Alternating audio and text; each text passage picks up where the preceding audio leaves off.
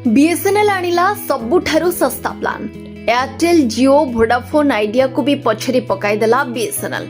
आपण एयरटेल हेउ कि जियो किंबा जेकोसी नेटवर्क व्यवहार करंतु मासको पाखापाखी 300 टंका रिचार्ज करबाको पडुछि।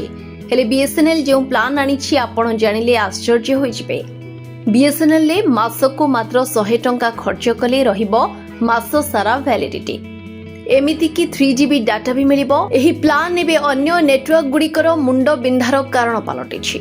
आपणकु निज बीएसएनएल नंबर रे एककालीन 1198 टंकार रिचार्ज करबाको पड़िबो। एहार वैधता संपूर्ण 365 दिन रहिबो, अर्थात प्रति मासरे आपणकर मात्र 100 टंका खर्च हेबो। एथिरे आपणकु प्रति मासरे 3GB डाटा मध्य मिलिबा सह 300 मिनिट मागणा कॉलिंग करिवार सुविधा मध्य रहिबो। आपण ही 300 मिनिट जेकोनसे नेटवर्क को कॉल करि परिबे। एहा सह 30 एसएमएस मध्य सुविधा रहिबो। एककालीन 1198 टंकार रिचार्ज करिबा द्वारा आपणको बारंबार रिचार्ज करिबा को पड़िबो नाही। तेबे बीएसएनएल रो एही नुआ योजना आपणको पई अत्यंत उपयोगी होई पारे। ए समस्त सुविधा प्रत्येक मासरे स्वयंचलित भावे नवीकरण होइजिबो, अर्थात उपभोक्ता किछि करिबार आवश्यकता नाही। थरे रिचार्ज करंतु एवं पूरा वर्ष पई टेंशन मुक्त हुअंतु। जेहेतु बेसरकारी टेलिकम कंपनी गुड़िक सेमानकर रिचार्ज महंगा करि सरिछंती, अनेक लोक बीएसएनएल आड़कु एबे मुहाउछंती। विशेष करी सही उपभोक्ता मानक पई जो माने कम मूल्य रे बेसिक इंटरनेट एवं कॉलिंग रो सुविधा चाहुछंती, एही योजना तांको पई सबुठारु उत्तम।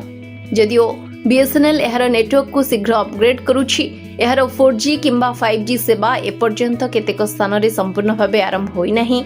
एपरि परिस्थिति रे जदि आपण बीएसएनएल सिम पई चिंता करूछंती, तेबे प्रथमे निज अंचलर कवरेज जांच करंतु। बीएसएनएल एक नूतन लाइव नेटवर्क मानचित्र मध्य लॉन्च करिछि, जेउठरे आपण निज अंचल रे केउ बीएसएनएल नेटवर्क उपलब्ध ताहा सहजरे देखि परिबे।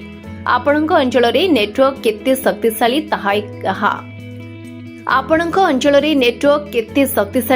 ताहा आपणको बुझिबारे सहायता करिवो। मोबाइल कम व्यवहार करुथिबा लोकंक पई एही प्लान सबुठु अधिक लाभदायक। Bureau report, RCN Odia.